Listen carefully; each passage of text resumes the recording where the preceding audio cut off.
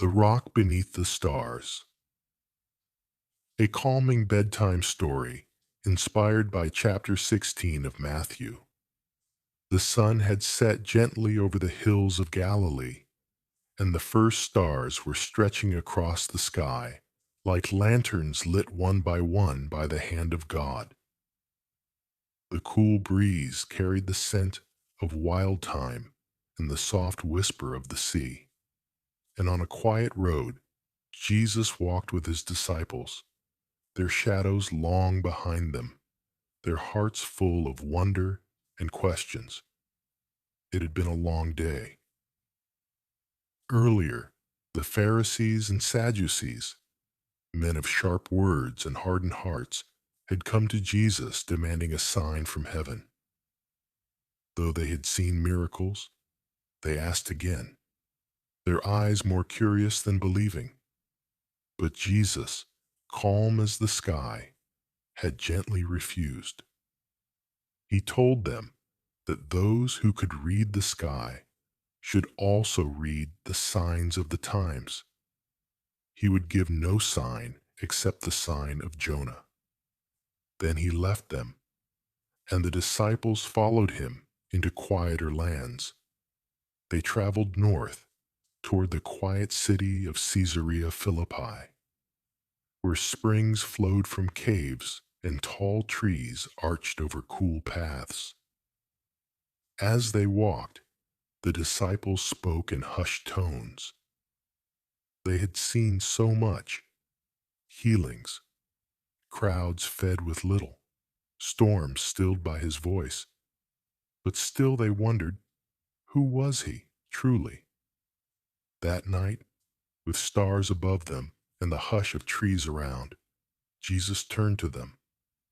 His voice was calm, as always, but something in his tone made them all pause. "Who do people say the Son of Man is?" he asked. They looked at one another and shared what they had heard on the road. "Some say John the Baptist," said one. "Others think you are Elijah," another added. "Or Jeremiah, or one of the prophets," a third suggested. Jesus nodded gently. Then his gaze softened, and he asked a quieter question, one that touched their hearts. "But what about you?" he said.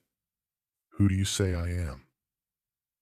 A stillness settled over them like mist. And then, from the quiet, Simon Peter stepped forward. "You are the Messiah," he said, his voice sure and strong. "The Son of the living God." Jesus smiled. The stars seemed to shine brighter as he looked at Peter, not just as the fisherman from Galilee, but as something more. "Blessed are you, Simon, son of Jonah," Jesus said. "For this was not revealed to you by flesh and blood, but by my Father in heaven." And then, under the star-dusted sky, Jesus gave him a new name. "You are Peter," he said, "and on this rock I will build my church, and the gates of Hades will not overcome it." The other disciples watched with awe. Jesus promised that Peter would hold keys, not made of iron or gold, but of truth and faith. Keys that would open heaven's doors and carry God's will from earth to heaven and back again. But Jesus also told them something mysterious. He asked them not to tell anyone yet that he was the Messiah. His time had not yet come. As they walked farther, their steps softened on mossy trails. Jesus began to share something deeper, something harder. He told them that he would go to Jerusalem. There, he would suffer many things. The elders, the chief priests, the teachers of the law, they would reject him. And one day, he would be killed. But then, With quiet power, he added, "On the third day, I will rise again." The disciples were shaken. Peter, with his bold heart, pulled Jesus aside. "Never, Lord," he said. "This shall never happen to you." But Jesus looked at Peter, not with anger, but with a firm love. "Get behind me, Satan," he said. "You do not have in mind the things of God, but the things of men." Peter didn't yet understand. None of them did. But Jesus knew. Sometimes love must go through suffering to bring life. As they neared their resting place, Jesus turned again to all of them. His voice was gentle, yet strong as the sea. "If anyone would come after me, they must deny themselves, take up their cross, and follow me. For whoever wants to save their life will lose it, but whoever loses their life for me will find it." The words lingered like starlight, mysterious, beautiful, deep. "What good is it," he asked, "if someone gains the whole world, yet loses their soul?" And as they lay down that night beneath the open sky, with the wind rustling the leaves above them, their hearts were filled with wonder. They still didn't understand everything he said, but they felt his truth, like a river running quietly through the night.